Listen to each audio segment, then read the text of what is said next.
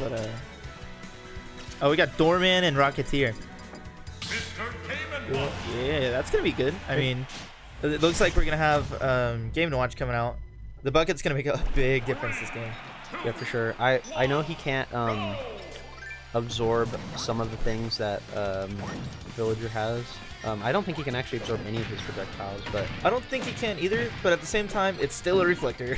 absolutely, and that will definitely help him a lot. I think if I'm correct, when Lloyd rocket actually blows up, he can absorb the explosion from that. Yes, he can absorb that. I don't know what the up air looks like. Oh, it just goes that way. Interesting. This is an interesting matchup. I can't say I've seen it before.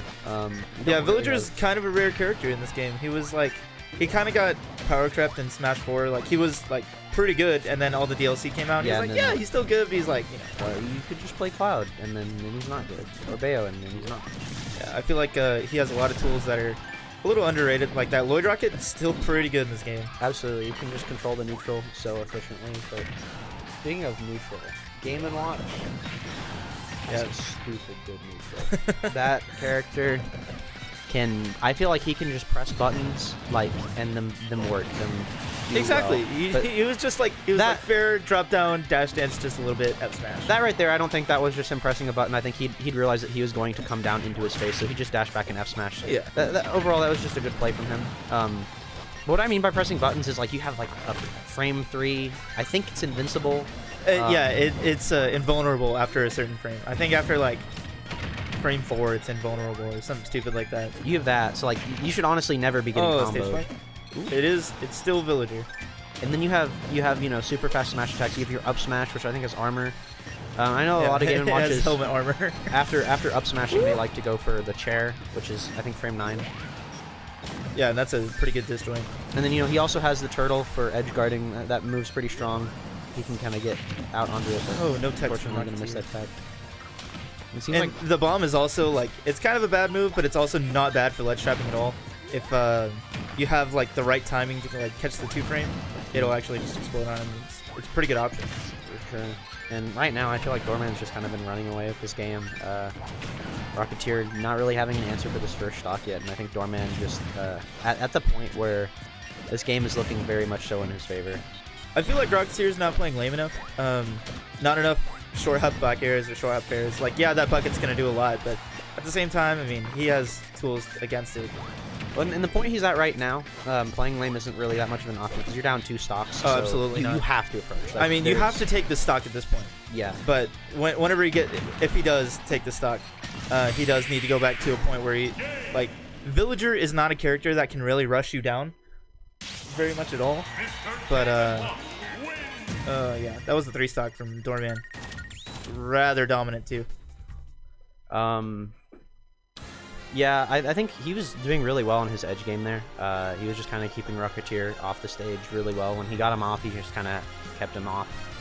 I'd like to see a bit more of a mix-up in the recovery there in that aspect. I think that definitely Villager, he has a lot of recovery options. You have the balloons. Can you air dodge out of balloons? I don't think so. I don't think so. Once you're in them, but like if you get hit out of them, you'll just like still go up for a little bit. Oh, for sure. There's a lot of momentum associated with balloons. But you can definitely like go out to the side and then just go up all the way. Or you can just go extremely low too.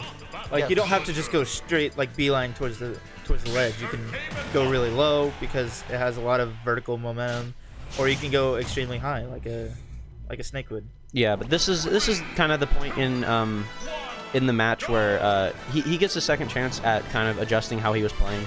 Because I feel like what you said, he kind of needs to play a bit more lame. That's hard for Villager. Like, yeah, I mean, if he just sits there and holds the bucket, it's like, what do you do? It looks like not a whole lot. So, I mean, what he needs to do here is he needs to bait out bucket and then go grab him. Alright, go grab. So or jump just over it and grab. Okay, well, that was atomic. Short hop in air.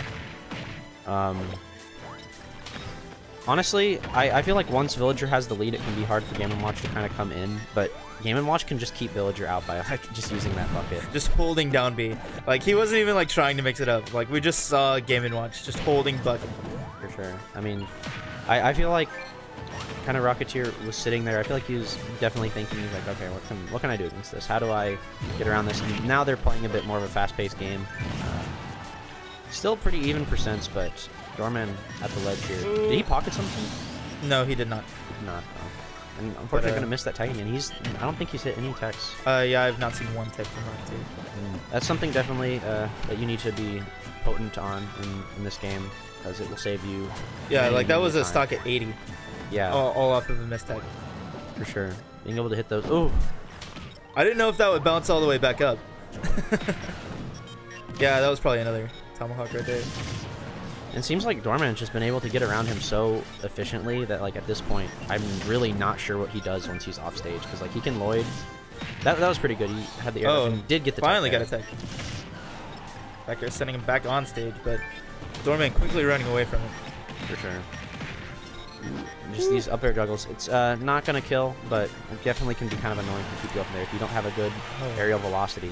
I was kind of sus DI on the down air, I think. Yeah, and we're just in the same situation that we were in the first game where he's just down 2 stocks and really he has to make the move here, but Doorman has just been kind of setting it up in such a way that I doubt he's even sure how to make a move. I'm not sure how he would even make a move. Yeah, I'm really unsure too. This seems like a tough matchup for Villager. For sure. Yeah, because most of his moves are just projectiles, and then like Game & Watch just sitting there can bait him out. And even if you grab him, Villager's grab game isn't amazing. You know, he doesn't have.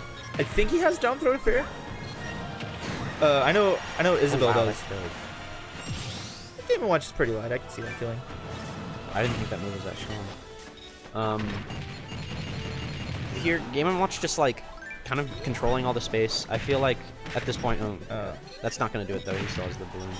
A fun fact: the balloon recovery is fuel based, just like Rob's. So if you use it once and then get hit and don't touch the ground, it actually you get less the next time that you use it. Yeah, you'll like get like 1 balloon. Ooh, but up B, not gonna He's take living. Rocketeer actually standing up, just giving up. Yeah. That's, I guess he thought he was dead, but like, you don't give up until you see game.